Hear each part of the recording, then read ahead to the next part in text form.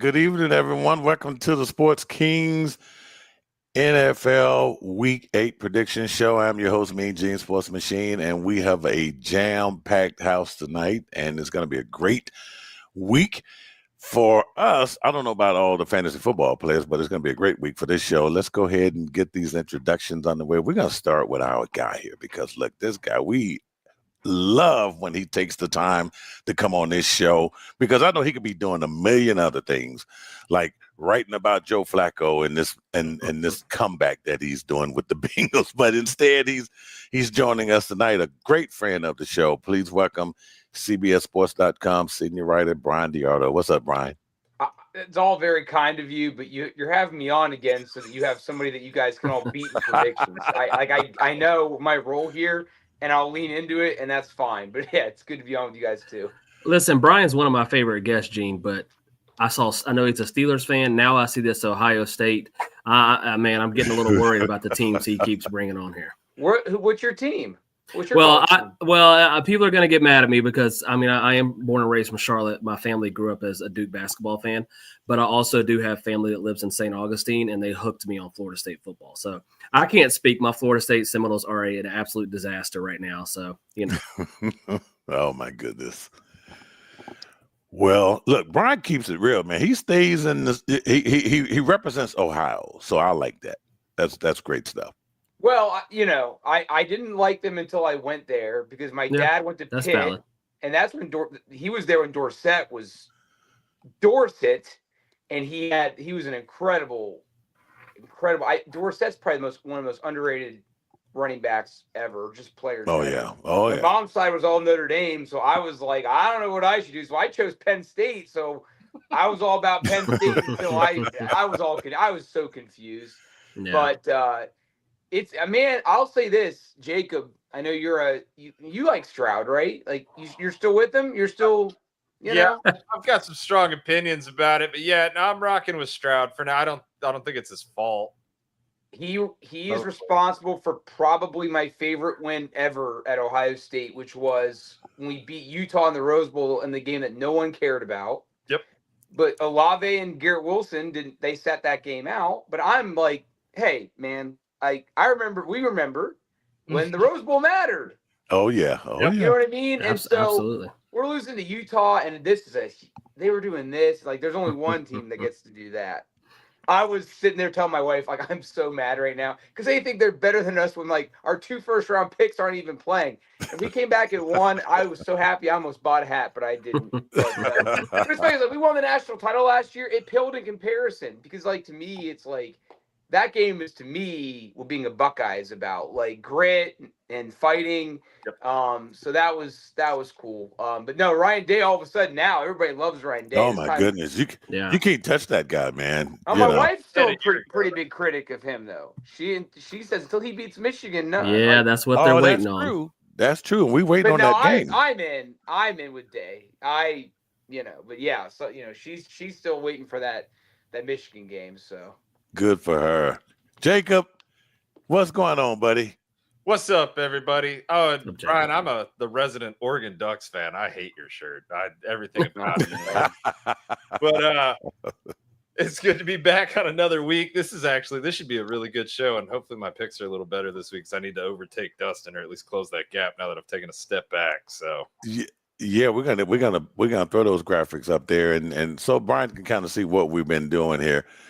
For the last couple of weeks here, because we bring Bryan on just to keep us in check, guys. Because look, Bryan, I really needed your help when I went 2-12, but I bounced back. I was 3-11 probably, so I'm right with you. I bounced back. So all right, how about we go ahead and grade our papers from week 7 of the National Football League here? And look, Dustin puts this together, and it's fun. And rightfully so because he's in first place now.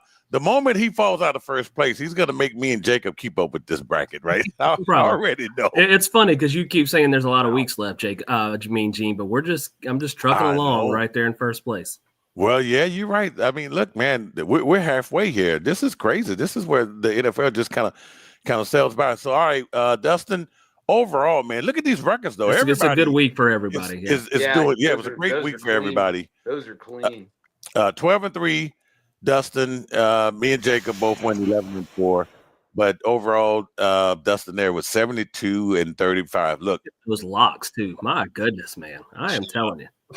I mean, look, you should be making somebody some money here. I mean, that's why we're getting a lot of subscribers here lately. Dustin, because you're making somebody some money. Like if you play in the office pool, Dustin is your guy. Mm-hmm. And honestly, should have been 2-0 on the upsets. The Giants blew the second upset that I had. They covered the spread still. So yeah, it's been a good week. I don't want to try to get too high because, like you said, Gene, 1 week, NFL can do something crazy and you can have a bad week. So I'm just trying to hold on because listen, 11-4, 11-4, 12-3. I mean, it doesn't get much stronger than that. Man. Yeah. And look, and I have to apologize to those people who filed for bankruptcy when I went 2-12 because I'm sorry. I mean, it just happens, right? It was one of the worst things ever. But overall, I mean, look, I watch a lot of shows on YouTube and on the internet, and I haven't seen consistently where all of the hosts have winning records. I mean, we're one of the few that have the winning records there. But Brian, when you came on a couple of weeks ago, man, you just swung the bat. You closed your eyes and you just went for the fences. I definitely closed my eyes. The eyes were shut. Oh man, that's great stuff. Well, but we're here for another week, and as you know, here we got to get this lock thing going here because there's one thing that. You know, we have our locks of the week, and that's just when you got to be damn sure that you know that team is going to get it done. And so far, Dustin has the remedy for that. Well, I will say that last week all of us actually went undefeated on the locks. That's what I'm looking down at. Oh, we did? So Gene, you had the Patriots and the Browns as your 2 locks, and they both won. I had the Chiefs. I had the Chiefs and the Lions, which I kind of went on a limb there, Jacob. I told you to take that lock against the 5-1 Bucks. So that was my first big lock test. And then Jacob had he had Kansas City as well as a lock. So we all went undefeated in our locks. Okay. All right. I mean, that's great stuff, though. So you got a double lock for that Chiefs game. That was JV versus varsity if I'd ever seen that. Yeah. Tell me about it. Now, the upsets of the week, guys, that's, when you hear this little thing here, this is hard. This is hard because the Jets, I figured the Jets were going to take care of the Broncos over in England, which they almost did. Only the Jets would screw that up there. But these upsets are hard, and Dustin has been knocking these out the park, too. Well, we had a couple hit this week. Gene, your upset was the Jets over the Panthers this week, and you were incorrect on that. Jacob did hit the Cowboys for an upset, so give him props there. Nice call over the Commanders, who we'll talk about. The Commanders are kind of in some trouble now. And then, like I said, I was 1-1. I had, how about this call? I had the Bengals over the Steelers last week, and then I missed the Giants over the Broncos. So that's I'll take that upset, that Bengals pick on Thursday night. Yeah, you almost had the Denver one. I know. You let us know about it, Brian, because look, I'm so glad that Denver found a way to win that game, even though I can't stand Sean Payton. Yeah, because not only did I want to hit you on not liking Sean Payton, by the way. Well, not only did I want to hit that upset pick for the Giants, but these two at the top, I believe, have Denver winning that division, and I still think that the Chiefs are going to win that division. So okay, all right, we'll talk about that later because who's in first place in the AFC West? I'm just saying, the Chiefs are coming now. All right. So anyway, look, strong week. We're gonna jump into this now. Look, this is what they call Byemaggedon, and you would think that the NFL would find a way to spread these things out. You know, I think this is the only week where we're gonna have 6 teams on a bye, and there's a lot of teams. And if you play fantasy football, which we all do, this week is gonna suck for a lot of people. You got the Cardinals. You got the Jaguars, you got the Lions, the Raiders, the Rams, and the Seahawks all on a bye. That's going to hurt a lot of people, Brian, Dustin, and Jacob. Yeah, go ahead, Jacob. Yeah. Got a fantasy question for you guys. Okay. Lay it on us. I'm terrible. I'm about almost as bad at fantasy as I am my picks. I'm 2-5. We got to start going. We got to roll. I have 3 good receivers, no good running backs. Like Harvey is one of my starting running backs. Yeah. That shows you how bad it is. In Algier, okay, it's really bad. That's rough. But I got Jamar Chase. Okay. good. Okay. There you go. DK Metcalf and Michael Pittman.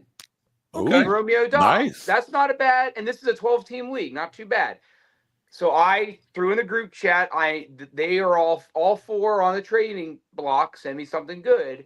And my cousin, who's a Notre Dame grad, so she's probably a little, not happy, trying to, she keeps trying to fleece me a little bit. And I offered Dobbs for Rashad White, who's probably her third or fourth best running back. She's set at running back. And she goes, I'll probably need Metcalf for him or Jamar. And I'm like, no way, because of Bucky Irving, right? Yeah. But would I be fleeced though if I was to give her Pittman for Rashad White, given what you know about my running back situation? I would say with the receivers you have with Dobbs and Chase and Metcalf, that wouldn't be that bad of a deal. Really? It is a fantasy fleece, but it wouldn't hurt you as bad because of how strong you are a receiver. I just think Dobbs, I think, is the fair trade there. Yeah, true. But Chase is off the table. I mean, Chase. If I'm being completely honest, Chase won Gene. He played me in fantasy, and he single-handedly won that matchup this weekend. A high-scoring matchup, but because Chase got 43. I mean, he helped Gene win that matchup. And look, and the projections for White are going to be going down here. Bucky Irvin, when that toe gets that's you true. Need Bucky Irvin in the long haul. That's exactly right. She has Irving too. I would do Metcalf for Irving. Yeah, but not. Yeah, but do you guys ever start players who their point projection might not be as high as another guy at their position, but you're watching their game. Yeah, and you're like I have Rodgers, for example, and I think I also have Daniel Jones. I'm starting Rodgers because I think a little bit extra stakes for that game on Sunday night. Do you guys ever do that too? Yeah, absolutely. Yeah. Well, I can't get the quarterback position right. I have Dak and Herbert, and each week they're both playing great. But I put Dak in. Dak goes and throws 3 touchdowns, but then Herbert coming from behind puts up like 45 fantasy points. And then I have Tucker Kraft on the bench. I thought Kittle coming back. I picked him up thinking, hey, he's back. He's going to get some targets. He puts up a goose egg. Yeah, I was really shocked because he played almost every snap. The entire game. Yeah, that was shocking to see.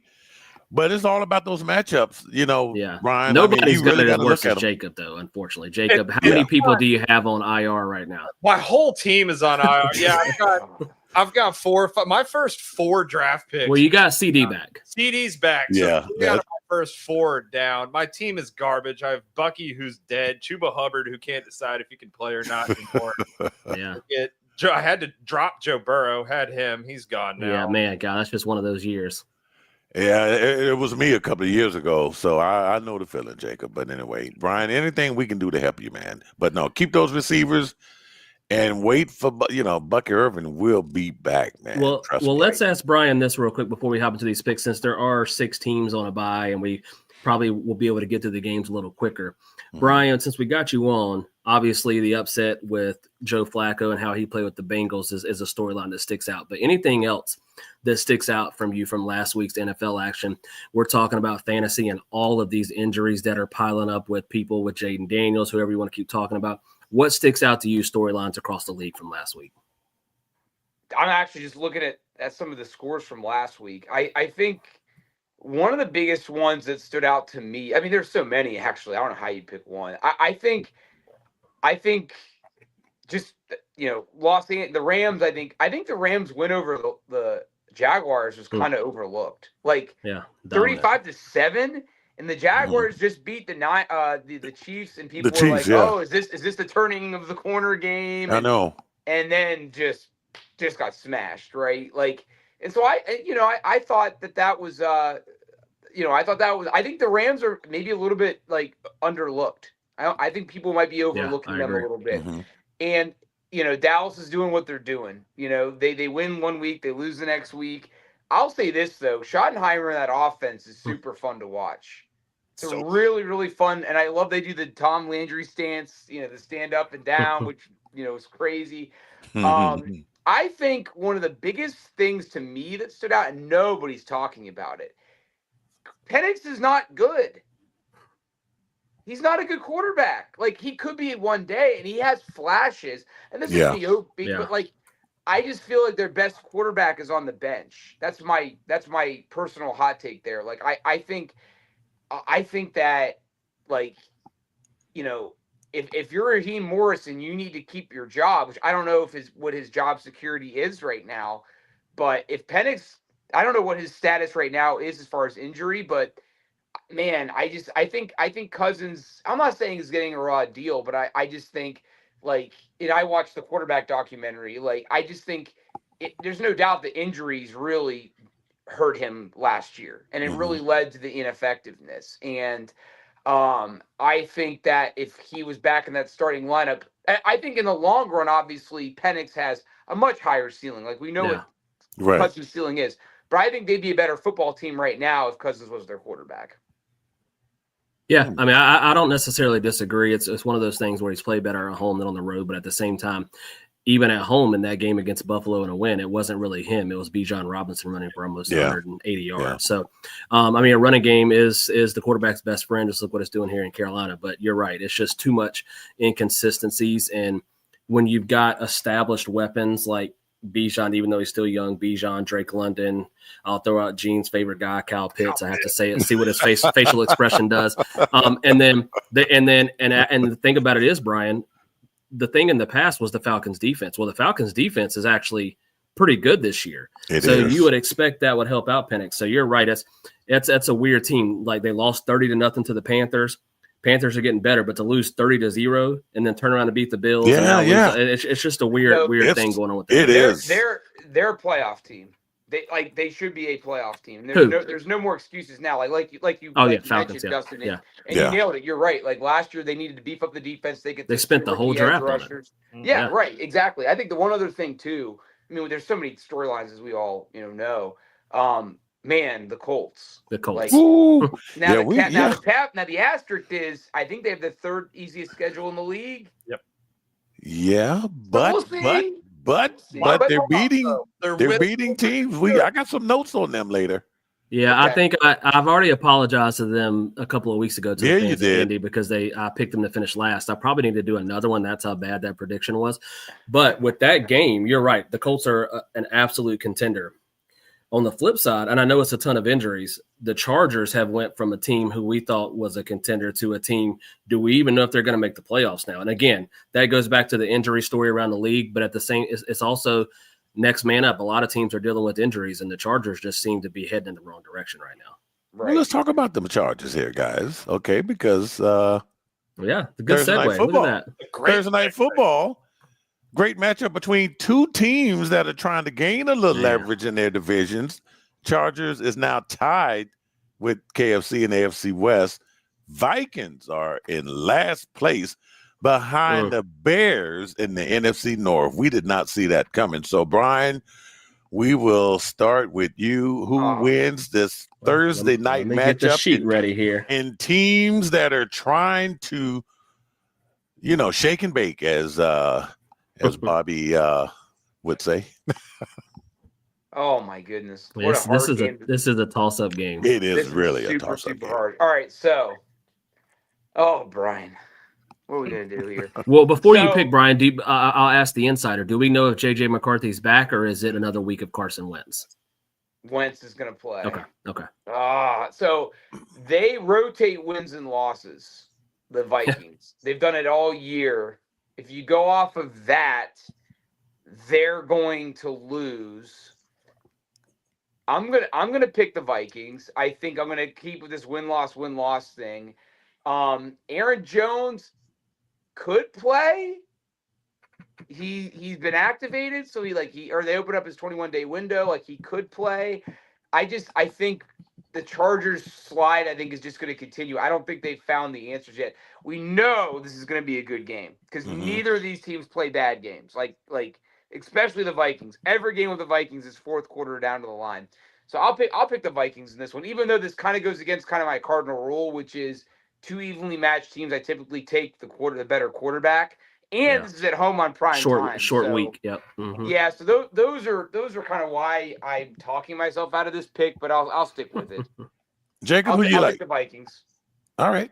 I like the Chargers. I'm not high on Carson Wentz anymore. You were. I was. Yeah, I was real high on Wentz. I was like, this guy's going to come in. Did I think he was going to play at the MVP level that he once did? No. Did I think he could get closer than he is? Yes. And Wentz has looked bad. The Vikings actually aren't that bad. They're a quarterback away. In fact, if they could trade for a guy like Sam Darnold, the Vikings would be so good this season. And it's one of those things where I don't believe in Wentz. I think the Chargers defense is good enough to keep him in check. And I'm going Chargers here. Their running game situation is not very good, but I think they get it done. All right, Dustin. Yeah, I mean, Jacob, I think you just stole the words right out of my mouth. If and Brian, as the insider of the league, if Minnesota could do this over again, I just don't see how they give up on Sam Darnold. I know it didn't end well in the playoffs and how it ended, but the way he's playing in Seattle, think about the team that they possibly could have in Minnesota after they won 14 games last year. So, and this is coming from a guy who had Sam Darnold here. And again, that just goes to show you it's all about spots and who you're with. And I just think they made a mistake that they went too soon. Kind of like you said to Penix, they went too soon with McCarthy, and now it's kind of backfired on them, and they're here with Carson Wentz. And if I'm the Chargers, I know they're banged up and they're not the same team they were in the first couple of weeks. But what Brian said, you're at home on a short week, and you're basically playing to keep your playoff hopes in a decent spot to stay over 500. I just think Harbaugh has to find a way to have them ready to play to not lose this game at home, because if they do, they really will be on a downward spiral. So give me the Chargers. I'll throw a hot take in here. The loser of this game is not making the playoffs. I tend to agree. I like that one too. Look, I'm going to go with the Chargers in this game, but I tell you what, if Brian Flores has to be looking at this injury situation with the Chargers, and his defense, they started out really good at the beginning of the year. They have declined since then, but you got to be thinking, man, the Chargers are banged up. They're not as banged up as the 49ers, but they are banged up, and Minnesota Vikings defense should take advantage of it. But they're at home in SoFi, and I agree with Jacob, you and Dustin on they got to win, and oh my goodness, and just the thought of they probably thinking the same thing you just said, Brian. Hey man, if we don't win this game here, KC is going to be on our asses, and you could be out of the playoffs. I don't know if 3 teams are going to make the playoffs from the AFC West now, but yeah, give me the Chargers in this one too. So no locks in this one. Everyone, it's just a straight up pick for everybody, right? Straight up. All right, so let's move it on to the next game here. Look, Dolphins at Falcons. Believe it or not, Mike McDaniel is still the head coach of the Miami Dolphins, and thanks to the Jets, okay, they are next to last place in the AFC East because I don't know, they both are horrible. Jacob. Oh Lord! Wait a minute. Who wins this one? Falcons or the Dolphins? Falcons. I'm glad you got to meet my resident Miami fan best friend Joey. I did. Bragging on him hard all year. Tua sucks, man. Tua's not good. That O-line is awful. They have a great run game, but they have the worst run defense in the league, and Atlanta happens to have the best running back in the league, and Algiers no slump himself. So no, I'm taking Atlanta, and I would take Atlanta by 7 points. All right, Dustin. Well, this is one of those ones, Brian, where you're just talking about Michael Penix. If they somehow would happen to lose this game and he plays bad, then they might have to be looking at Kirk Cousins because this once again, Gene, we talk about it when you get to this point in the season when you're getting close to halfway. Some of these games, I know the NFL is weird and teams can beat anybody, but some of these games you cannot afford to lose. And being 3-3 back at home against this bad Dolphins team, and I'm not sure how it can get worse for the Dolphins after Tua opens his mouth and then goes out there and plays bad, and the whole locker room is just crazy. I think the Falcons bounce back and get a win. That the Dolphins are just a train wreck right now. All right, Brian. I'm following suit, and I think.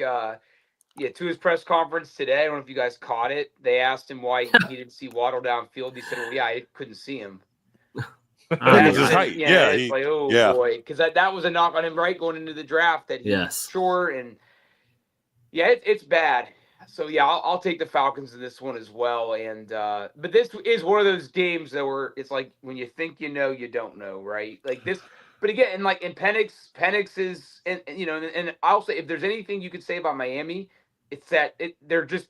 I think there is something freeing about playing when you're 1-6. You know, you can take more chances, you can be more aggressive. But all that being said, you know, Atlanta's got a great running game, and this is Penix. This is a game you absolutely have to win. So Atlanta for me too. All right. Well, that's going to be unanimous, guys. I got the Falcons winning at home here, but look, man, Raheem Morris is like a lot of other coaches having to make decisions. Look at Aaron Glenn, you know, trying to decide, damn, how long am I going to stay with Justin Fields? And then you put Tyrod Taylor out there. Well, I mean, it's not that Taylor is better. You just, man, you just had to make a change. And I think they might be at that point there in Atlanta too. But no, I'm going to take. As a Panthers fan, I'd be real happy if the Falcons found a way to lose this game. I would just say that. Yeah. So hey, look here. I think Bobby is on here. Look now, he's here. We got this new feature now where the comments they're right there on the screen for everybody to see. So like this is Bobby. Bobby is a long time listener here and a Raiders fans and no Raiders game this week, so he's probably really happy. The only thing Bobby's sweating out is to make sure that Max Crosby stays in Las Vegas. They didn't have a game last week either, did they? Oh wow! Hey, wait a minute. That was Brian. That wasn't us. Look here. That I don't have a rim shot, but man, we're gonna. Dude, I love these Raiders. Yeah, there's the rim shot right there, huh? I think the 83 Raiders and 76 Raiders are two of the most underrated teams of all time. But man, that was bad. That was That's so funny. hard to watch. And Brian, I just keep this quick to move on to the next game. But I said this last week. You give Geno $75 million, and Pete Carroll is not no spring chicken. So this is not like some long rebuild here. So where are they heading with this? Nowhere.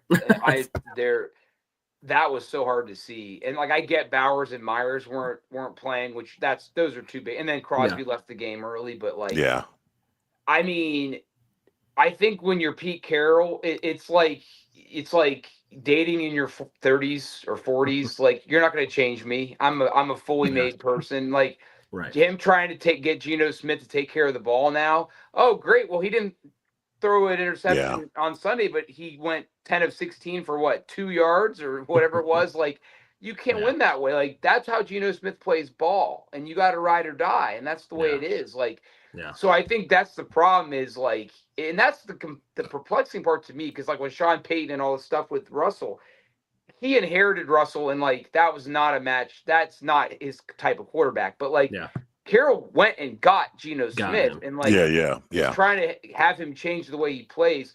I mean, the weird thing to me in that game was like, why didn't they get Gentry involved early? That was the weirdest thing to me. It was like one carry the first 2 drives. It's like, no, man, you got to feed the beast, keep them off the field. Like, if you're drafting that guy top 10, you got to feed him the rock. He's got to learn it. But here's the thing, though, and like this is where I think like Dan Campbell is obviously an expert at this because he did it. He needs to learn how to coach when his team is not superior talent wise. He is not. Dan Campbell. I remember when they played the Steelers in 21 and they tied him, and that Detroit back I think was like 0-10 at that point. And Campbell played field position. I remember a 3rd and 13. He ran the ball at like midfield, and it's like, he's playing the field position game as he should. Like Carroll needs to learn how to do that and play to any of his strengths that they have. Jacob, you are of the belief that Chip Kelly might eventually take over this team. I mean, you felt that way at the beginning. You still feel that way? His offense ain't helping that cause though. Yeah, no kid. I think Chip doesn't like Gentry. I don't think that may have been his pick, but I do think that Pete Carroll's a rental. I think they brought Pete Carroll in for a culture shift and brought Chip Kelly in to take over the throne from Pete Carroll after I was under the assumption Pete Carroll would be better than he has been so far this year. So I figured he'd have 2 or 3 years. I think Pete Carroll will be a 1 or a 2 and done, and then Chip Kelly takes the helm. Yeah, I am still in that belief. That's a great point. All right, guys. Well, moving it right along here, we got the Bears at the Ravens. The Bears have won 4 straight games, but there's a but. They are only in 3rd place in the NFC North. Ravens heading in the opposite direction. They have lost 4 straight. But I say, they might have Lamar Jackson this week. I don't know, Brian. Maybe you can kind of give us the latest on that. Question is, if they have him, will it make a difference or not? We'll start with you, Brian. Who wins this game? Chicago Bears 4-2 at the 1-5 Baltimore Ravens. Ravens. I'm going to pick the Ravens if Lamar plays because they're coming off the bye. They took the ping pong table and all the other fun stuff out of their locker room. And I'm more or less picking them because this is it for them. They don't win this game, it's over. They're done. So I'm picking them kind of on that strength. And I do think that, after a bye, I think they've got a mental reset. I think if Lamar plays, that buoys them. I think Mark Andrews can kind of have a bounce back the second half of the season. They still have Derrick Henry, who's been really underutilized so far this season. Like, they still have all the talent on offense with Zay Flowers and company. So they're still very capable of doing this. And like, Chicago's playing so well. Their defense with Allen is doing really well. But I'm not ready to. I don't know. I still think that they're a young team that could have a hiccup here and there. If you put pressure on Caleb Williams, you can get to him and beat him. So against my better judgment, and I'm trying not to swing as hard this time out, but I'm Is this an upset again. I'm taking the Ravens are favored by 6.5. I think that's with the expectation that Lamar's playing. Okay, so it wouldn't be an upset then. No. Okay. But that is a crazy spread considering they're 1-5. So. Yeah, I know it's a hell of a crazy spread. All right, Jacob. So throw the upset graphic on the board. Already. I was not high on the Bears coming into this season, but outside of the Saints game where I took the Saints to upset them because you did. I just wanted to make sure you were going to say that. Well, so I thought DeAndre Swift was going to be too banged up to be good. So DeAndre Swift has been phenomenal these last couple of weeks. And I thought that coming off the short game, I didn't think Swift would be able to play the way that he did. I thought the Saints were going to have an upper edge because the Bears got a little banged up. They were a little tired. It didn't matter. The Bears ended up winning that game rather handedly. I'm going to take Chicago here. That Chicago defense is playing very, very well. That the Chicago offense is loaded. And again, if DeAndre Swift is firing on all cylinders like he has been, they are a hard team to beat because turns out he's actually a good running back. So okay. I am going to take Chicago in the upset here. All right, Dustin. I mean, put the graphic back up one more time, Gene. Whoa, upset? Yeah. Oh, wow. Go ahead and play it because listen. Get out of here. Get out of here. I think the one thing I disagree with Brian on is I know they're just getting Lamar back, so they're trying to give one last effort on it. But I think it's already too late. Yeah. I mean, I just probably, and it's not, and the issue is not just Lamar being out. It's the defense. It's just a collective overall something that we never see with the Baltimore Ravens from top to bottom, how bad it is. And I said this on last week's show that you're going to have Lamar obviously going forward for the future, but there's going to be a lot of conversations in the organization about how they're going to retool after this season. They're probably going to get a high draft pick. And I just think with Ben Johnson's offense, I think he's got enough play calling, enough scheming. He's got that thing rolling where that Baltimore Ravens defense is not really going to be able to stop him. So I know Lamar's back, but again, I'm looking at that defense with a lot of injuries. It's been one of the worst defenses in the league. And I just think the Bears have found their stride. Caleb Williams is playing some good football. And I think they're going to pull the upset on the road and beat the Baltimore Ravens. Well, I'm going to roll with you, Brian. I don't look. I mean, it's only because I know they're coming off a bye, so they've only played 6 games.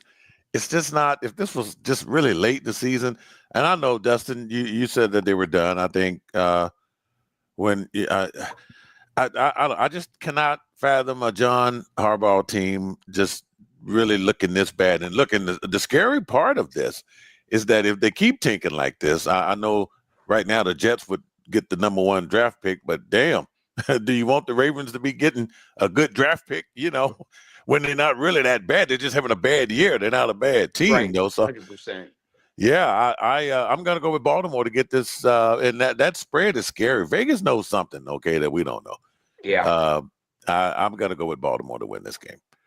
All right, let's move it right along here, guys. The next game we have here is going to be the Bills at the Panthers. Someone please tell the Carolina Panthers they are not supposed to be in second place in the NFC South. And they have the second longest win streak, 3 games in the entire NFC behind Chicago. taking over Dustin fight. Listen, it's fun times in Carolina. I've told you guys this, and I'm not being facetious when I say this. Being 4-3 for this team after the way the last 6 or 7 years, it feels like we're in first place and already in the playoffs. Like, I'm just being honest. That's the optimism that's around this team. Now, everybody's still realistic. Nobody's saying playoffs. It's just fun to see good competitive football and a team winning some football games. And it wasn't pretty last week against the Jets. It was ugly. But they did what they were supposed to do. And that defense, listen, the last 2 years, they probably have one of the worst defenses of an NFL history. That defense is top 10 in total defense in the NFL right now. Some of the guys that Dan Morgan's brought in free agency with Turk Wharton and guys like that. And Derek Brown, I don't think gets enough credit coming back from his injury last year, is probably one of the top defensive tackles in this league. He had 2 sacks last week and was all over the field. J.C. Horn, I think, is one of the best corners in the league. He had 2 interceptions last week. So they're finally healthy. They're getting guys back. They got Chuba back. The one thing I didn't like last week, Gene and Jacob, we talked about this. I still would have ran with Rico Dowdle as my lean back. Oh, yeah. Back. Now, Absolutely. they did it every other series. So they got everybody even carries. But Rico still had a better game. I think you got to go more 65-35 with Rico, even though Chuba is the one on a long-term contract. Mm-hmm. You got to go with the hot hand. So I look for the Carolina Panthers to come home and play good football this week. Bryce Young, there's been reports that say he's not going to play because of his ankle sprain, but Dave Canales has not said that. He said he's day-to-day. Bryce Young was back at practice today in pads, no limp. We don't know how much he did because it was close to the media. But that's a good sign that he could be trending towards playing. So I think this game is going to be close because, as we've seen, the Bills have not played good football the last couple of weeks. They are coming off a bye, but I'm not going to disrespect the Bills that much. I think they should bounce back after a bye, and they are still a contender. So I'll take the Bills to get a win, but I think the Panthers are going to hang for at least 3 quarters in this football game. Who you like, Brian? I think Dustin took the words out of my mouth. Yeah, I think the atmosphere is going to be awesome. Like dare I say playoff-like atmosphere. I think it's awesome to see how well Carolina's doing. And that running game is, like we've said, is a quarterback's best friend. And when Sam Darnold was there, when Wilkes was the interim coach, they were riding Hubbard and they had a nice little run there, if I'm not mistaken. I actually thought Wilkes should have retained the coaching job. I thought he should have too. Oh yeah. But Canales has been amazing. He's done a great job as coach, and he's really underrated the work. But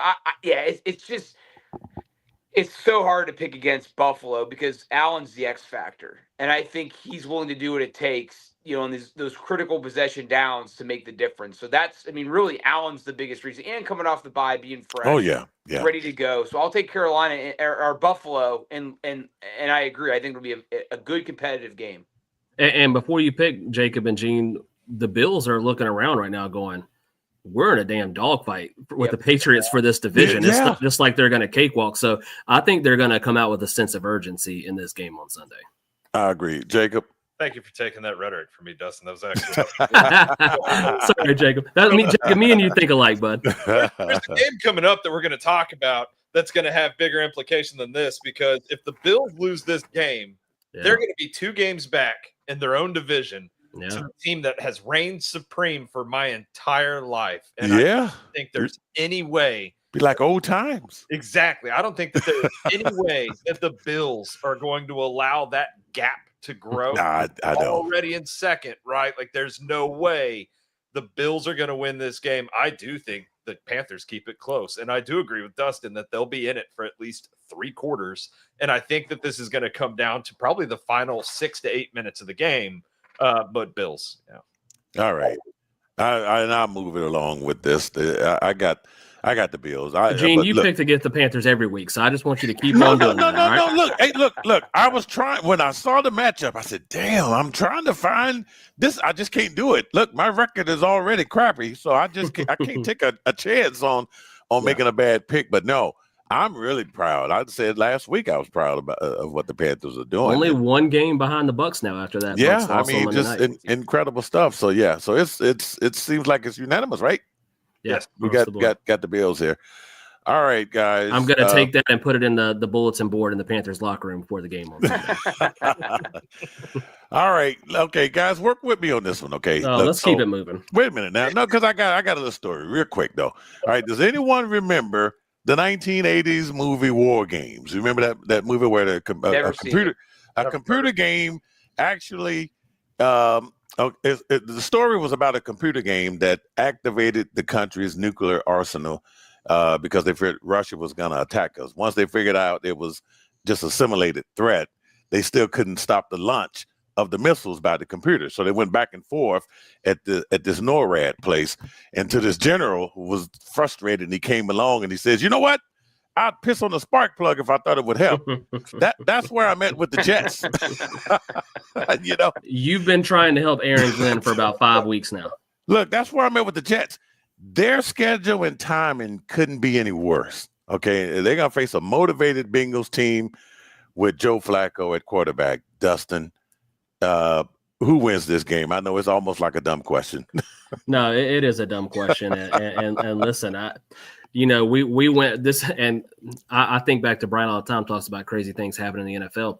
We went from a week ago from the Bengals like, man, this thing's finally a wrap without Joe Burrow, to can Flacco hang around with this team until Joe Burrow gets back in the mix after that performance last week? And I mean, what was it? Jamar Chase, 16 catches. What does Jake Browning have to be thinking on the sideline? You've got Jamar Chase and T. Higgins, but you can't get him the ball. And then Joe Flacco just comes in and boom, boom, boom, he's feeding them. So I think they're riding high. This is a bad spot for the Jets. I think the better spot for the Jets was last week at home, trying to take advantage of a Panthers team who hadn't won a road game, and they looked terrible. I think Tyrod Taylor, it sounds like he's banged up now, but I think he has to be the starter. I watched every snap of that Panthers game twice, and Justin Fields was as bad as people are talking about. God. I give Woody Johnson a lot of grief for a lot of his comments. He probably shouldn't have said it in the public. We all know that, but find the lie in what he said about Aaron Glenn and his quarterback with Justin Fields. It's been that bad. So I'll keep it moving to give people some time. Brian in the AFC North with his division, but the Bengals get a win, and I think Joe Flacco plays well again. Yeah, this is my lock of the week for sure. I mean, easy lock of the week, right? I mean, it's, hey, after how bad I did last time I was on this show, I'm taking them. But I mean, I'm curious to see what Chase Brown does. He had 100 yards last week against the Steelers, and he I think is one of the keys to unlocking that offense, because they can get those popcorn plays with him, to take a Mike Tomlin phrase.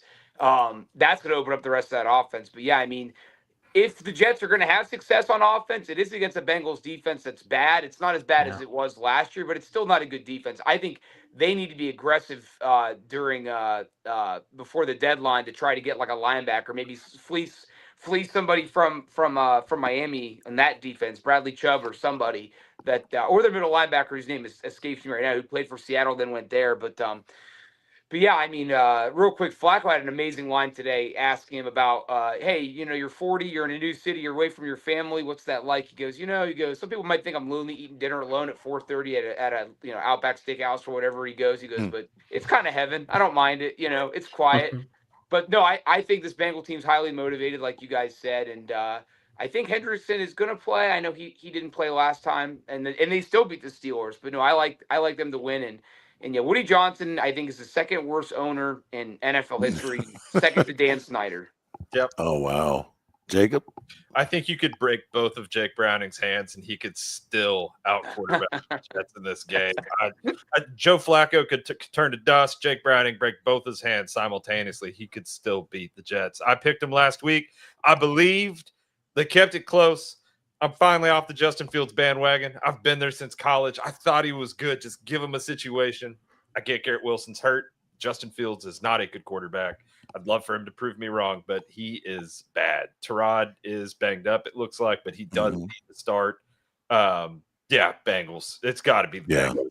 There's no way. You don't beat the Steelers and then lose to the Jets this season. And not at home, especially. So, look, I think Woody Johnson probably gave Aaron Glenn a breath of fresh air about saying, hey, he's going to stick with him, regardless of where the team is right now at 0-7.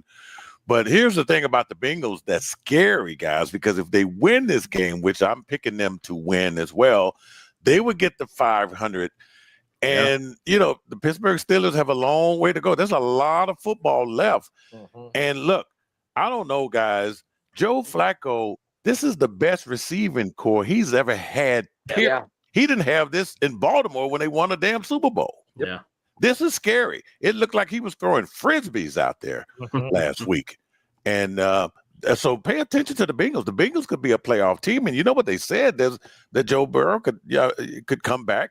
I mean, this is the best quarterback to have in case that happens. So, yeah, the Bengals are going to get to 4-4. That's going to be scary for everybody. Well, I mean, the Steelers are the only team that's going to have to contend with them, and they've already lost to them. So and they've got a very enticing schedule at the end. I think their last 3 or 4 opponents all have losing records. So this is going to be interesting. Yeah, and if they win, the Steelers lose, they're only a half game behind Pittsburgh. And Steelers got a tough game, yeah. Yeah. And a tough schedule the week after this. Yeah. All right, guys. Jacob. 49ers at the Texans. So check this out, right? So Houston really does have a problem, Jacob, okay? If it wasn't for the Titans, I don't know, this team might be in last place in the AFC South, all right? Yep. Meanwhile, the 49ers have somehow, through hamstring, calf, high ankle springs, torn ACLs, and knee injuries, find themselves in first place in the NFC West. Kyle Shanahan may have already won the Coach of the Year. You agree with me, Jacob? Yeah. No. The Coach of the Year is Shane Steichen right now. Yeah, I'm going Shane Steichen here as well. Close. He's top 3 for sure. Yeah, for sure. But there is one incredibly interesting thing about this game. There's only one, and that's I want you to throw the upset graphic on the board because what I saw, the 49ers are not the favorites in this game. They're not. They are not. I am taking the San Francisco 49ers to 1.5-point underdogs in this game for absolutely no reason, going up against what is the most anemic offense Houston may have ever deployed. David Carr was a better quarterback in his system. Oh, get out of here. Right now. And I don't mean that as a knock on CJ Stroud. I do not think that this is his fault, but our run game is atrocious, right? We're missing open passes. Nico's not getting enough separation. I was really high on this receiving core. Turns out me too. Suck, man. Christian Kirk blows, right? And we have too many rookies behind him. Tank Dell needs to come back. Let him go, Gene. I am.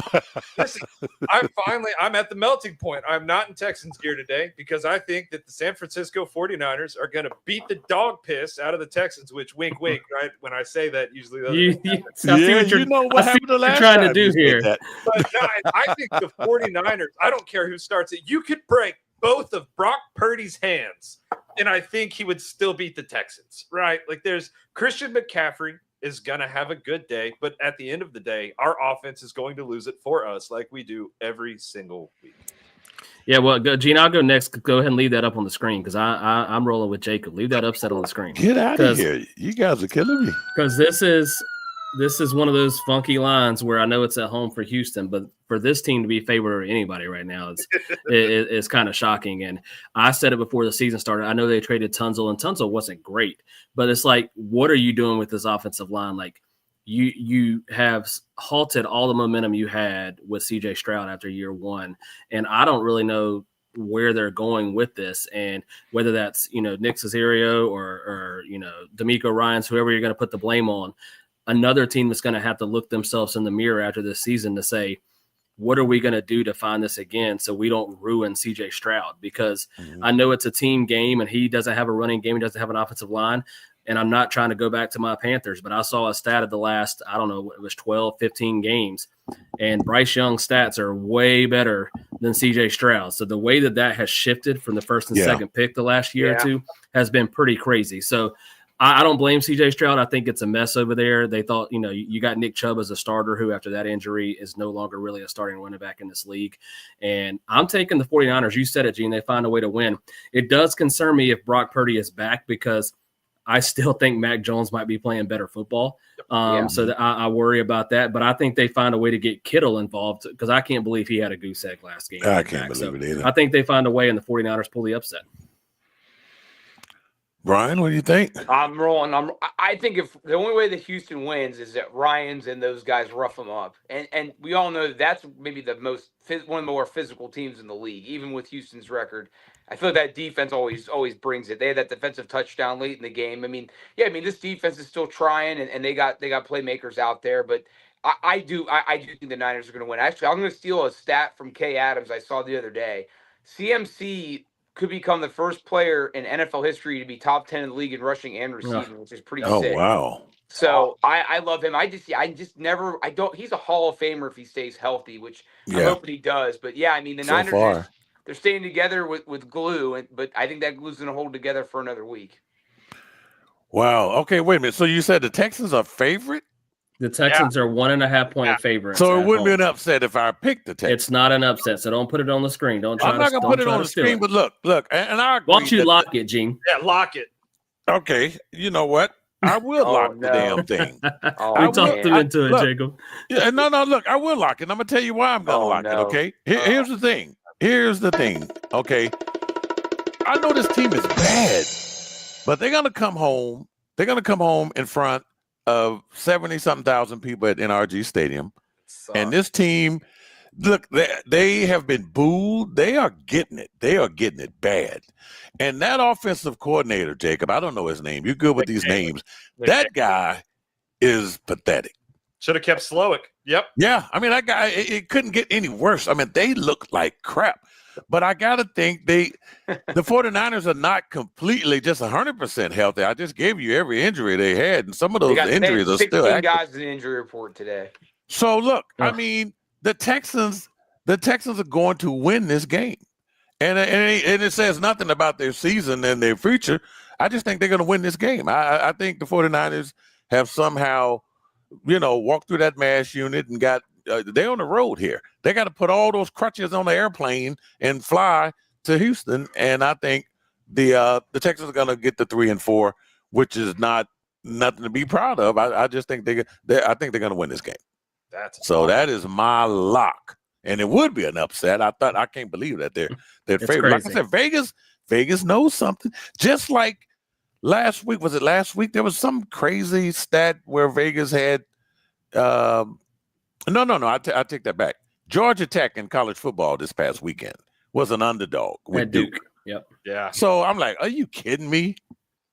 I mean, come on now. Yeah, Vegas can fool some people. We spend a lot of time in Vegas. They can't fool me.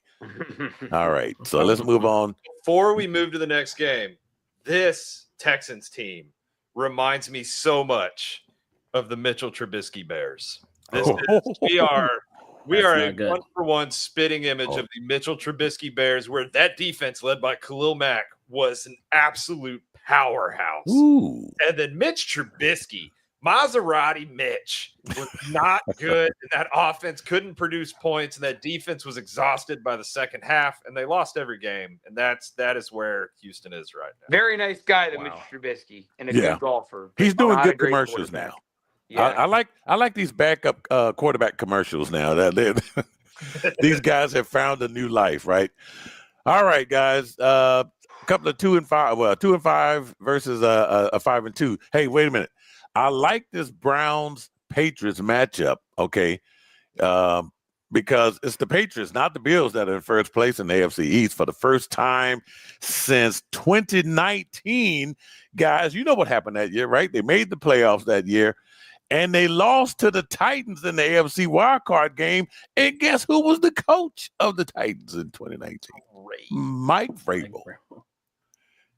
Brian, who do you like in this AFC matchup here? Browns and Patriots. If this game was in Cleveland, I would probably take Cleveland. I'm going to go with New England, but I don't feel strongly about it. But I think I'm going to pick New England, but it's not because I think they're that good. I just think Cleveland just doesn't have enough playmakers on offense. Like Judkins is strong. The line is okay, but not as good as it was a few years ago. Gabriel's all right. Like he's getting all the first team reps. People are freaking out that Shador's not, but it's like he's a rookie. He needs all the reps.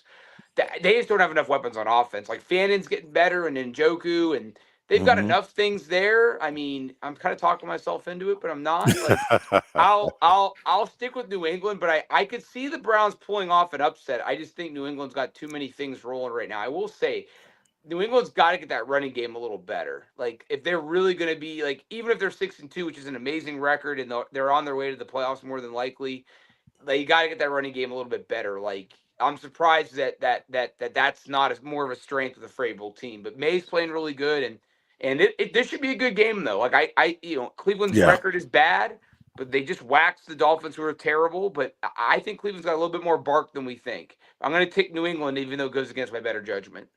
Jacob. I love everything he just said, and quite frankly, the reason that this was the game I was talking about earlier, by the way, the Patriots are going to win this game. I am taking the Patriots. But if this was in Cleveland, if this was at the Dog Pound, right? One, Cleveland has pulled off the best trade of the year. Tyson Campbell's looked absolutely fantastic. Absolutely. Greg Newsome goes to the Jags, does not play great. Tyson Campbell looks like a totally different player here in Cleveland. So I love that. The defense is playing great. If Jerry Jeudy is your wide receiver one, your wide receiver core is not good. And that's where Cleveland is. I like Jerry Jeudy.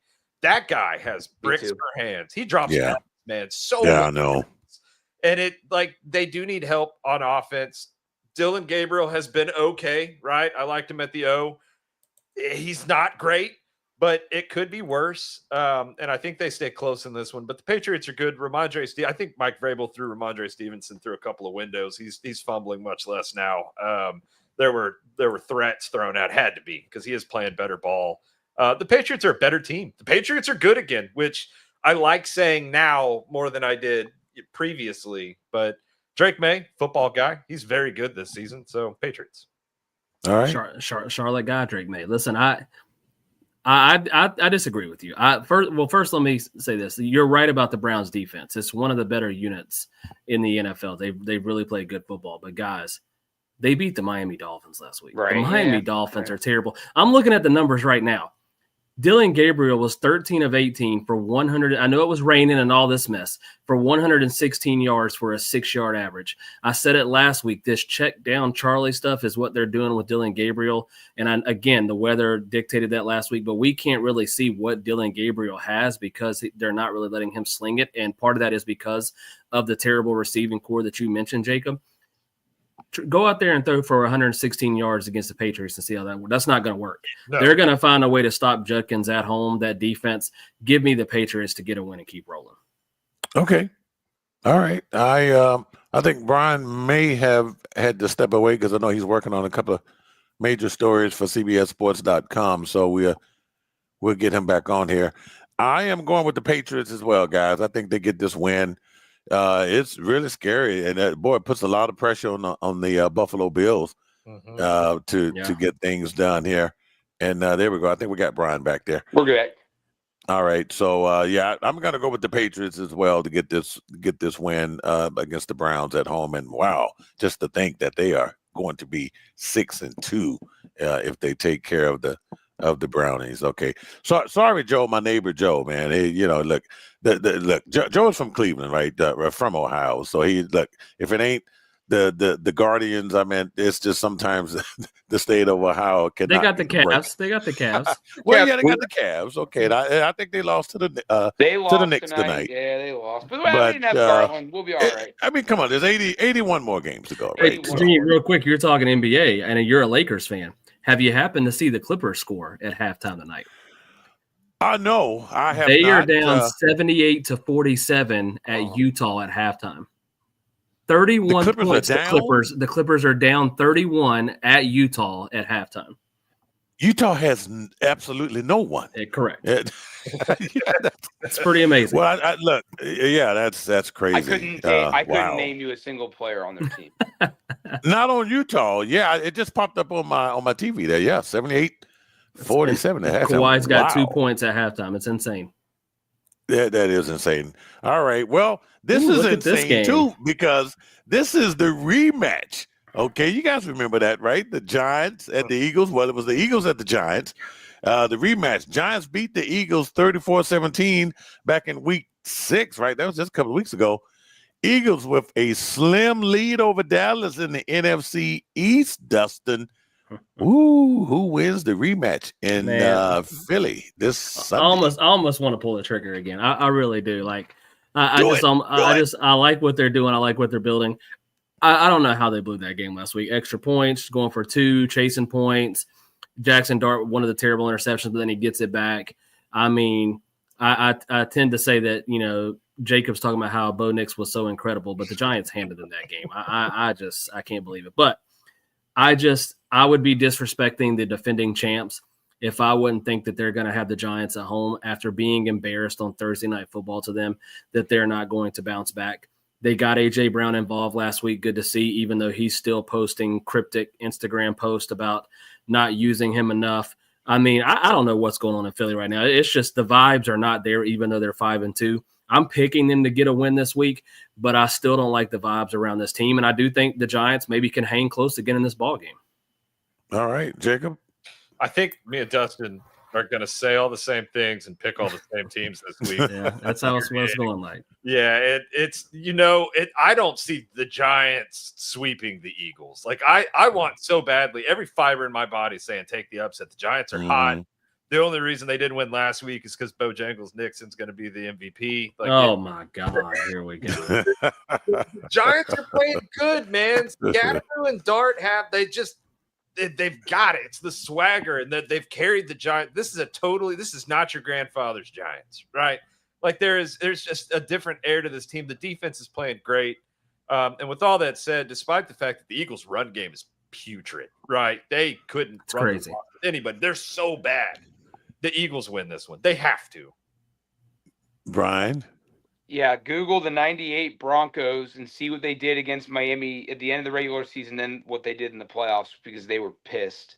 And the Eagles are pissed. And they are. I agree. I mean, I don't know what is wrong with the Eagles running game and why there's so much disharmony with that offense, but I think they're going to figure it out. I mean, and I don't think he's going to make a huge difference, but I just think like Brandon Graham unretiring might just give them a lift in the locker room and just brings them that little extra spirit that they might need. It seems like that there's some dysfunction there, but I think they hammer them. And I think, too, the Giants might have some hangover from that game. That's a brutal one. That's a brutal one. That could have flipped the season on its head. So, no, I think they come down to earth. I think the Eagles win this one as well. Yeah, I'm going to. As a matter of fact, I'm going to lock this one here. I kind of feel confident that the Eagles are going to get this one. But Nick, we got a text message from my neighbor Joe. He said, "We all suck. We all turned our backs on the city of Cleveland." So, I'm sorry. You look, man. I will say this to Jacob over there because I know he's talking out of his backside right now. If your Bojangles Knicks guy wins the MVP, being from Charlotte, where Bojangles is one of these staples, I will somehow deliver you whatever you want from Bojangles if he wins the MVP, because there's no way that guy's winning the MVP this year. I love no way. So that works. This is a good deal for me. Oh my goodness! For MVP, by the way, I'll joke about. Okay, all right. Baker Mayfield for MVP. Get out of here! All right, guys. Well, speaking of Baker Mayfield, we got the Tampa Bay Buccaneers at the New Orleans Saints. Baker just said he cannot stand the Saints. I don't know if I would say that before you head into the Does Baker Superdome. Like anybody? No, but that was a bold statement for him to make going into the Superdome. Look, I've watched a lot of NFL games at the Superdome. Crazy stuff happens there. Tampa on the road again, this time against those Saints. They were manhandled by Detroit last week. Look, the rebound versus the Saints. And the Saints are just a bad football team, 1-6, but man, they don't need any extra motivation, do they, Dustin, from Baker? It's the Saints, Gene. He could say whatever he wants to, and he's going to go in there to the Superdome. He's going to get a win. Let's just be honest. Go ahead and put the lock on the screen up, Gene. I'm undefeated in my locks, and I'm hoping this is my first miss of the year just for Carolina Panthers purposes. But there's no way after what the Bucks did on Monday night. I know they're going to be without Mike Evans with a broken collarbone. That's a brutal loss for them. But you talk about being pissed off. Like Baker Mayfield and those guys are going to be pissed off that they didn't play better in Detroit. And they're going to go – the line is 3.5. I would almost – if you're talking about making people money, Gene, go put some money on the Bucks minus 3.5 over the Saints, because the Bucks are going to win this game by double digits. Lock it in. All right. Brian, what do you think? No, I'm with him. I'm with him all the way, and it's insane. I mean, I think Baker probably won't win MVP, but find me a player more valuable to his team that's Yes. overcome Oh, yeah. everything that Oh, he's yeah. done. And even in that Lions game, they're still battling it in the game, and their rookie receivers are going to continue to step up. I mean, even Sterling Shepard's a nice complementary weapon, and Rashad White. I mean, they win this game. They'll keep it rolling. I mean, even again, all the odds they had last week, they were still in that game with Detroit, who was humming, and they were motivated after their loss the previous week. So yeah, I like Tampa in this game. Okay, Jacob. You could break both of Baker Mayfield's hands, and he would still beat the Saints. And if you're a prop better, right? Tez Johnson has come in, scored a touchdown the last 2 games. I would put money that Tez Johnson scores a touchdown his 3rd game. Shout out the O. Tez Johnson looks really, really good. He's not Mike Evans, right? He's not Chris Godwin. He's a kid, but he does look good. Tampa's going to roll the Saints. I agree. That spread to 7.5, and I'd still take it all day long. Yep. Yeah, I agree, guys. I'm gonna go with the Bucks. I tell you. Wait a minute. You said weird things happen in the Superdome. Where's your upset? Where's that at? Oh well, look. Hey, that was just the storyline to hype up the pick. I didn't say I was. I mean, weird things does happen in the Superdome, and it's getting closer to Halloween. As a matter of fact, guys, Halloween's coming up, and I think the Sports Kings should dress up as something, and we're gonna do our entire show in costumes. Oh wow, that's news to me. We should have had this meeting offline. Come on, I mean, you could come on now. I mean, I think it'd be fun. Okay.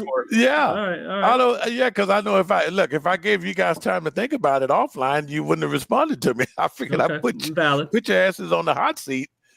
Yeah, so I think that'll be fun. All right. Speaking of fun here, how about these Dallas Cowboys, right? So, Dustin, you've been giving the Cowboys a lot of praise here. And here's the deal, right? This is a rematch here. The Dallas Cowboys 3-1 at the Denver Broncos 5-2. You guys, none of you guys will remember this because you were not born. Rematch of Super Bowl 12. Roger Staubach and Craig Morton. Dallas wins 27-10 back in 1978. Okay. But look, the Broncos are in first place in the AFC West. Jacob, I think me and you have a whole lot to do with that, right? Yep. I think that we directly affected the trajectory of this division. Yes. And look, man, but I tell you what, I think they're riding a 4-game win streak, right? Even though the Giants almost snapped that thing last week. Dallas coming off a huge divisional win versus the Commanders. Jacob, man, who you like here? Because I know you don't like the Cowboys, and I know you're high on the Broncos, so I kind of know where you might go with this one. But who you got? Well, so this was the only game on my entire page that I don't have a winner circled. Get out of here with that mess. If you don't take the team you got for a quarterback for MVP, you should be kicked off the rest of this show. So Dallas's offense is Dak Prescott. I'm not doing it, Gene. I'm not doing it. So good, right? They have their run game. Javonte Williams is better than I gave him credit for, and he's played really well for Dallas. I hated him with the Broncos. I know you're not going here, Jacob. I think the Broncos are going to win this game. I think the Broncos winning it. I do think Dallas's offense is great. I just think the fact that Dallas's defense is made up of a bunch of 9th graders. I think Denver can beat it. I think that Denver needs a running back that is like a running back all the time, right? Where he runs for yards and gets yards at a pretty consistent rate, something that they haven't done very well this season. I'd love it to be Harvey for Brian's sake. But please. Literally anybody. I do think that the Broncos are going to beat the Cowboys. Yeah. All right, Brian. So you said the crazy things happened in the Superdome. Well, that's where that Super Bowl was played, right? It's the first Super Bowl played in the Superdome, I think. Yeah, I think that it was played in the Superdome. Yeah. And the only Super Bowl with, I think, 2 MVPs, Martin, and I'm boring your listeners, so I'll stop. But no, you're not. This is knowledge. I think against my better judgment, because Dallas is like the Vikings. They win, they lose. They win, they lose. I think they're going to win because I think there's something there. I think that defense is slowly getting a little better. And I don't like George Pickens, but you can't deny that he's really good. And that offense is just getting better and better. And Williams, initially I didn't like he was wearing Dorsett's number, but now I think it's cool. It's a little homage to TD. And I really like Dak. I really am a fan of his. Initially I wasn't, and I was indifferent for a long time, but I like the way he plays. He plays fun. He's now become a quarterback I really enjoy watching, and this is probably the game I'm most excited about. Okay. This is a pick I'm not comfortable with, but I'm going to do it anyways. I'm going to go against my better judgment and take the Cowboys. All right, Dustin. Put the upset on the screen, Gene. Ooh. No, I'm going to continue to praise the Dallas Cowboys, which is an upset in itself. So Yeah. Go ahead and get the upset out of the way. But Dak Prescott, I said a couple weeks ago, Baker was the MVP. Dak Prescott's now the leader for the MVP right now. And Brian said it. Their defense is slowly getting to average. And if their defense is average, then it's good enough for that offense to win some football games. And I've said this about the Broncos. They're 5-2 and 1-4 in a row, and that's all great. But I still don't believe in the Denver Broncos just yet. I mean, let's not forget they were down 19-0 at home in that game to the Giants. Now, it's a great comeback. They were able to overcome it.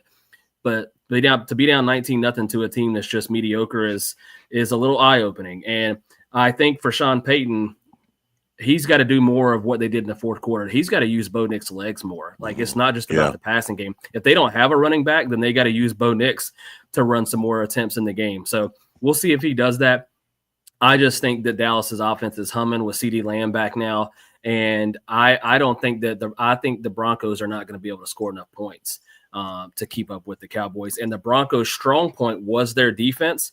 And in the last couple of weeks, their defense has not been that great. So this is a risky week for me, guys. This is my third upset pick already. I'm taking the Cowboys to get a win.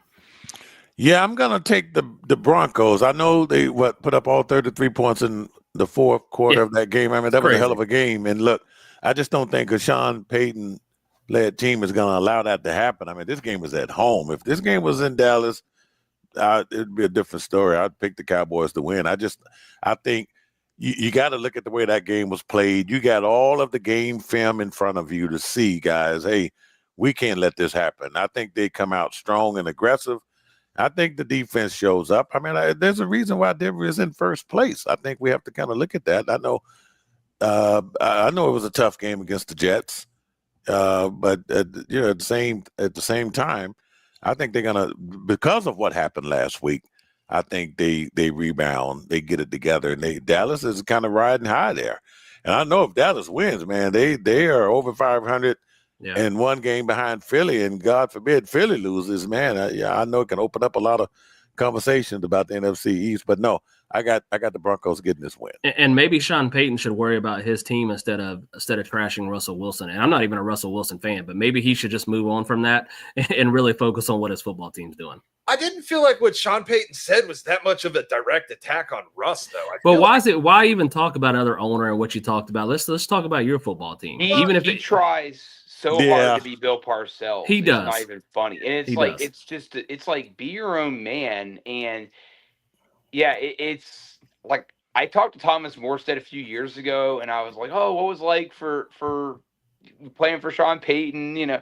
And now when I look back, he was kind of trying not to say that he hated it. Like, oh, it was great to play. But I think that shtick's going to run out at some point. Yeah. I really do. I just don't think you can coach people that way, like players that way anymore. And you've already seen him and Knicks kind of get tight with each other.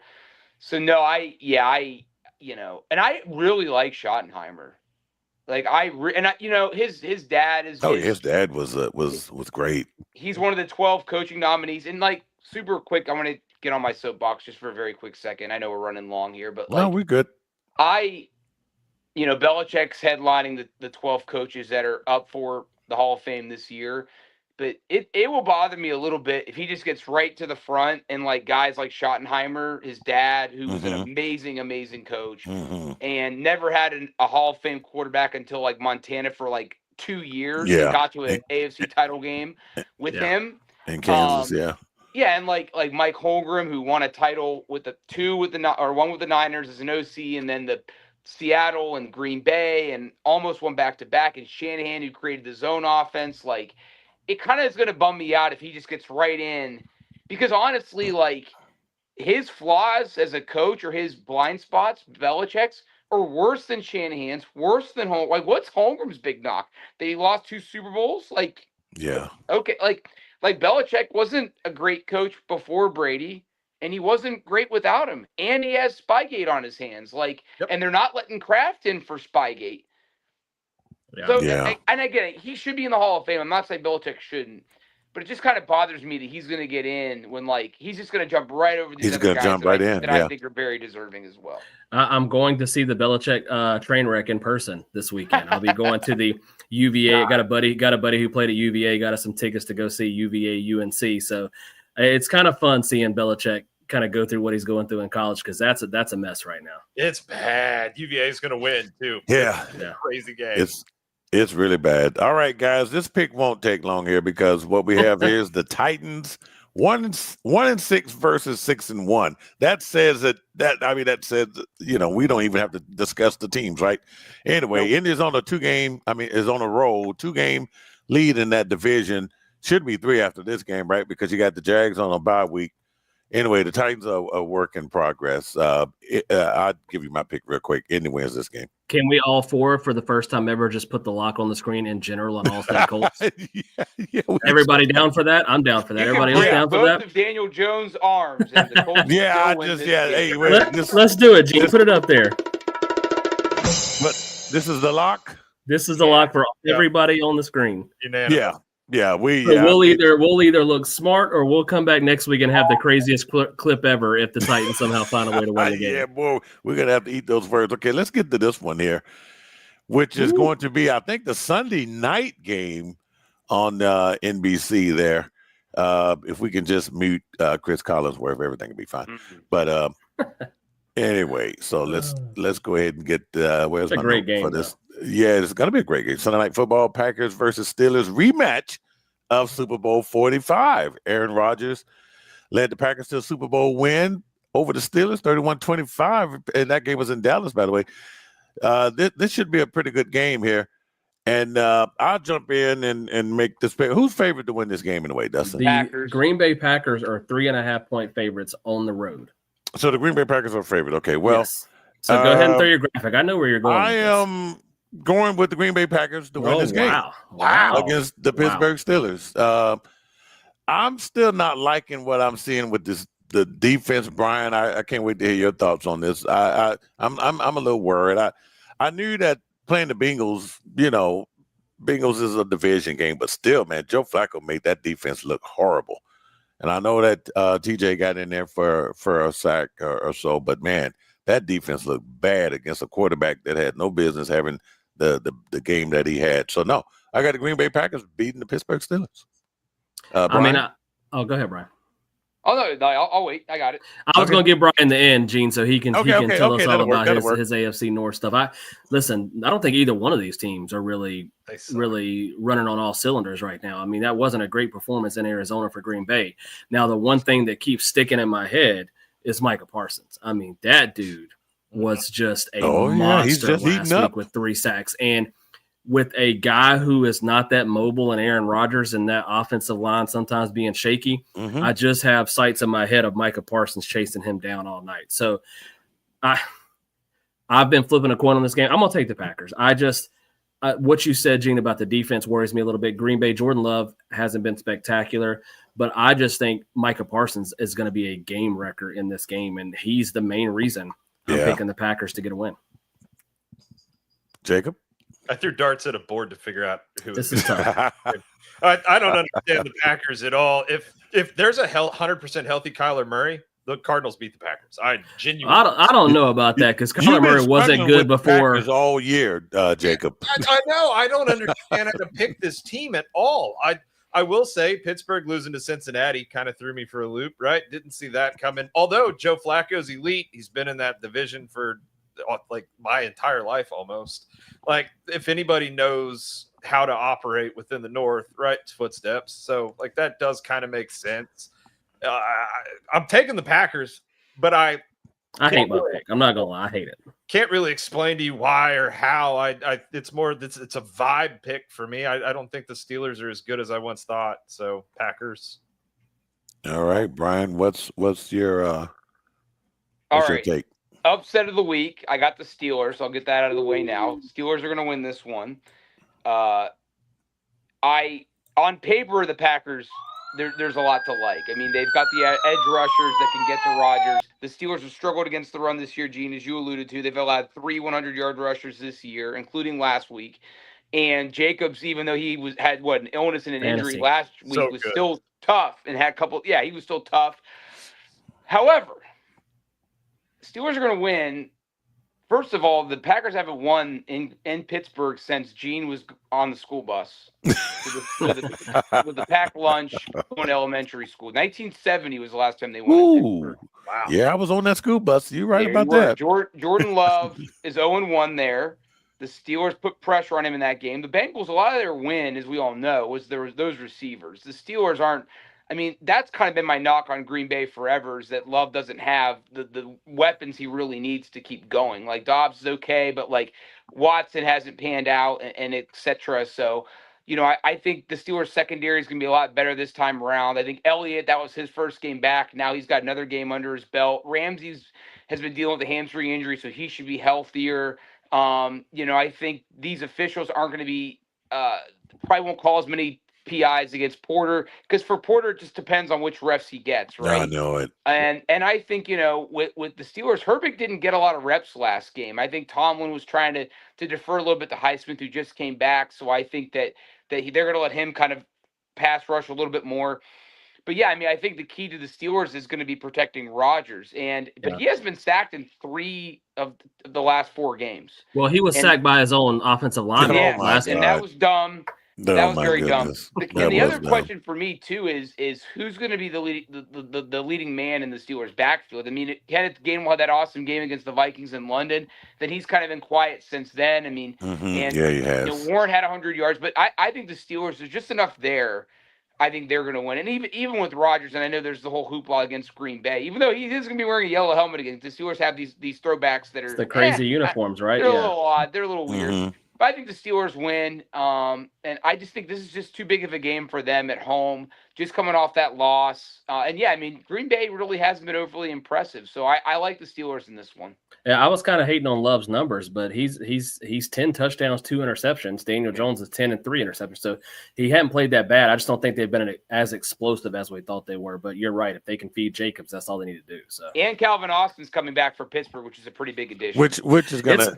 Yeah, it's a massive game. You just said it about the Steelers, because if they go from 4-1 to 4-3, Gene and Brian, like everybody said, they bring everybody. Well, besides the Browns, even maybe even the Ravens, they bring everybody back in this division by losing this game. Yeah, they really do. I mean, and that's monumental. Well, Brian, I hope you're right. Okay. All right, guys. I'm shocked, Jacob, that Gene didn't go with the Steelers in that game. Honestly, man, of all the picks, that was don't be shocked, because hey, regardless of my picks, I do some kind of homework around here. Okay, all right. All right. One Monday night game, Jiminy. Finally, thank goodness, one Monday night game here. And I feel bad for the guys on the East Coast, Dustin and Brian. You're in the Eastern time zone, right? So I don't know how you guys can do it, man, to stay up and watch a game that starts at 10 o'clock at night. I tried, but the Texans put me to sleep pretty quick. Man, that was rough. Unreal. All right, well, I tell you what, this is going to be a good one. We got the Washington Commanders at the Kansas City Chiefs. Chiefs are red hot now that Mahomes has all of his weapons. Meanwhile, Washington is going to be without Jaden Daniels due to a hamstring injury suffered in week 7 versus the Cowboys, I think. So it looks like Marcus Mariota is going to have to go and try to work some magic at Arrowhead. Jacob, man, who you like in this Monday night game here? I feel bad for Jaden Daniels. All the RG3 comparisons are really, really sad. RG3, as everybody knows, uber competitor, incredible quarterback, shreds his knee, never comes back the same. Jaden Daniels is going through a litany of injuries this season, and I do hope that he eventually comes back healthy. But with that being said, the Chiefs, Rashee Rice are scary. Oh, dude! Now that Rashee's back, their offense is put back together. It sickens me to say it, but like Chris Collinsworth is right. Nobody can do it like Patrick Mahomes, right? Like they're so good. It doesn't matter. Their run game's playing better now that the receiving core is better. Their defense is good. Spags is a terrific deco. So yeah, Chiefs all the way in this one. Who you like, Brian? Yeah, we might be seeing Gardner Minshew in this one at some point. I like the Chiefs. I don't have a lot of analysis other than, I think last week was the first time ever, if I'm not mistaken, that Hollywood and Rashay were on the field at the same time or like played the same game. So yeah, that offense, that running game, Pacheco, I think is a big key for them. Like I think he's finally getting going a little bit. Yeah, he is. 100%. And like Hunt, I mean, people keep talking about how effective the tush push is. The Chiefs on 3rd and short with Hunt are about as good. I know. So, Chiefs for me. Dustin? Yeah, I mean, listen, I'm still saying it over and over again, even though I'm looking at their schedule right now and it scares me. I'm still taking the Chiefs to win this division, so I've got them winning. I'm with you. And let me say this right now, though. One thing I will say, I like to look ahead a little bit. I mean, they need this game because their next 4 after this Commanders game is at Buffalo, at Denver, home against the Colts, and at Dallas. So that's a brutal 4-game stretch. Now, I'm not getting off the bandwagon. I still think they're going to win the division, but that's a pretty brutal 4-game stretch right now in the NFL. So they need to get this one on Monday night. And I think, even though it was only 31-0, I still think they're only scratching the surface. That's the first game Rice has been back. Worthy's healthy. I mean, they've got speed now. Kelsey, you look how much more Kelsey's getting open because of that speed at receiver. They're going to be dangerous. I've got them winning the AFC West. So they win on Monday night.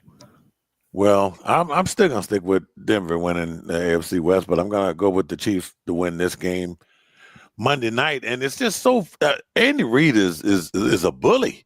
I mean, you get Rice back, and he wastes no time. Oh yeah, getting him involved. He just says, "Okay, we got our weapon, and we're going to run him down your throat." I mean, and he just that's Andy Reid. So and how about Mahomes with the "this stuff never works" play call, and then just hands it off and they get a first down. I mean, they like you said, Gene, they're disrespectful. That's what they do. They're not playing around with you. So anyway, and that's scary. That's scary. Puts a lot of pressure on Denver and the Chargers, man. Chargers big. They got to win. It's must wins for Denver and the Chargers. Well, I think not just for the division. I think the Chiefs kind of sit back after that start and say, looking at the AFC as a whole, even if it's a wild card spot, like we kind of thought that Buffalo and Baltimore were the top 2 dogs, right? And now it kind of seems like this AFC is wide open of who could take this. So, I mean, I think Kansas City's sitting back going, we had a terrible start, even though we're 4-3, and now we've got a chance to really, really do some damage. What's the old cliche? It's not how you start, it's how you finish, right? So, hey, guys, look here. Real quick, we just want to make sure that we thank our followers there that subscribe to this show. If you don't subscribe to the show, if you're just dropping in and saying, hey, I like these guys, well, subscribe to the show so you can get the notifications and the updates. We hundreds of comments and likes over the last 30 days here, which is really. I mean, have you guys seen some of the comments here? I think some guy just said, "Man, yeah, your Steelers are going to lose 4 of the next 5 games." I just like the comment because we're not going to argue with our listen. We're creeping up on a milestone. we're creeping up on 1,000 subscribers. I mean, that's a pretty big deal. We're not even halfway through the season yet, so appreciate all the support, everybody jumping in. It only makes it better when we have the fans to leave comments and talk football. So I can't thank everybody enough. Crazy stuff here because who knew? I mean, this new YouTube stuff here it's new to us, Brian. I mean, we radio guys. What the. It takes forever just to push all these damn buttons on this computer here. But with somehow I only knocked myself off this show once today, so we're moving in the right direction. I thought you were taking I thought Jerry Rice was coming back in the NFL. I thought you had to go and get that story. And Brian, I don't know if you've noticed behind Jacob there, but I think at the start of the season that was mostly Texans jerseys. There's a lot of different teams behind Jacob now. So after a few weeks. The bottom row has always been Texans. I threw Chase Stu up for Dustin. Appreciate that. Top left. I still got to try to get him on the show for you. I appreciate it. I'm gonna bring some of my Steelers jerseys over there so you can light up that wall a little bit better. So hey, Bobby, thanks for hanging in there, man. Bobby says great show, guys. So thank you, Bobby. Good stuff there. So hey, Brian, man, thanks, Brian. As always, man. Yeah, I know the AFC North is keeping you busy, man, but this division all of a sudden is going to get interesting here. And man, Cincinnati is really scaring me. So I look forward to your great articles. And by the way, folks, look, Bryan DeArdo CBSSports.com. Check his articles out. Some great stuff there. Hey, you know what I wanted to ask you about? What do you think about the Pro Bowl? That it's not going to be in Florida. It's going to be in Santa Clara, there where the Super Bowl is going to be held, and it's not going to be held a week before the Super Bowl. It's now going to be moved to Super Bowl week. I'm not surprised at all. I mean, and I like it. I like it because it's keeping everything in the spirit of that week. I mean, it'd be cool if it was. The week before it wasn't doing anything. So I like the fact that they're willing to. I mean, I'm old school, man. I still like the Hawaii and that whole thing. I mean, that was always fun. And Peyton Manning, the idiot kicker quote, and Sean Taylor lighting up the punter. Taylor, yeah. I miss all that stuff, but no, I think it's cool. Doing a little bit of golf writing now. I don't know if there's any golf fans. Oh, out Brian. there. Oh, man, all of us. you are in my lane now, Brian. But dude, hey man, Keegan Bradley needs to stop it. Like no one cares. Well, I was watching them and I just kept thinking out like, hey man, you're the captain now. It was a terrible performance. Coach him up. Don't get me started on that. I was very upset. I will say that 30 minutes when I thought they were going to win was maybe the most exciting 30 minutes. I have been more excited about anything in sports in a very long time. That cut was interesting. I interviewed Bradley years ago in Dallas at the what do they call it? Byron Nelson. Yeah. Classic there. I think he won that year. So interesting guy. Yeah, all I'm right, going to guys. look for your stuff, Brian, because I'm all about golf. So yes. I'm just getting my feet wet. They're a little territorial over there. So I'm pushing. Whenever there's a little article, I try to dive in. But we're trying, but it's been a lot of fun. It's a fun sport to cover. If you're a golf fan, if you're not, it's torture, I'm sure. But if you like golf, it's super fun. So go get McElroy. Tell him we apologize for throwing stuff at him, and I know he's. I'm really not pissed. ready yet. I'm still mad we lost. Yeah, I'm not ready yet. Roy's ran his mouth enough too. So I know. I mean. All right, guys. Hey, enjoy Thursday night football, college football this week. NBA kicked off. So much sports happening, and I hope those of you that play fantasy football, hope you survive Byemaggedon, because this is a brutal week for. And Gene didn't even mention the World Series with his team in it. How about that? No, Oh, wow, I mean, yeah. I look because I know there's a lot of haters out there. I know Bobby loves the Dodgers. Me and Bobby, they're going to Dodger lose. fans. So. Yeah, They're Look, not going here's the thing. to lose, but I hope they lose. I wanted the Mariners, but hey, they let it get away. But no, I think the pitching is going to slow those bats down for Toronto. Greatest performance I've ever seen, which Shohei Ohtani did the other night. That guy, that's our stud. How the Angels let that guy get away from them is greatest ridiculous. Baseball performance game I've ever seen in my lifetime. So yeah, so I'm digging it, but no, My go Dodgers.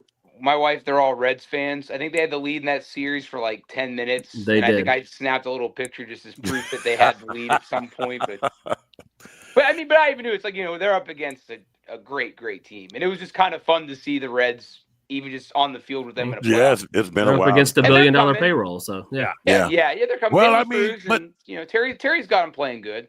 But Dustin, the Dodgers are third place, and when it comes to payroll, it's the Yankees and the Mets, and that's only because you deferred all the money, Gene. Don't. Well, that's okay. That's how you do it. You get a player on layaway. You remember layaway? You remember that? That's I do what remember the Dodgers that. I did. So, all right, guys, we'll see you next week. Brian, thanks a lot, man. Hey, good luck in week 8 of the National Football League. We'll be back next week.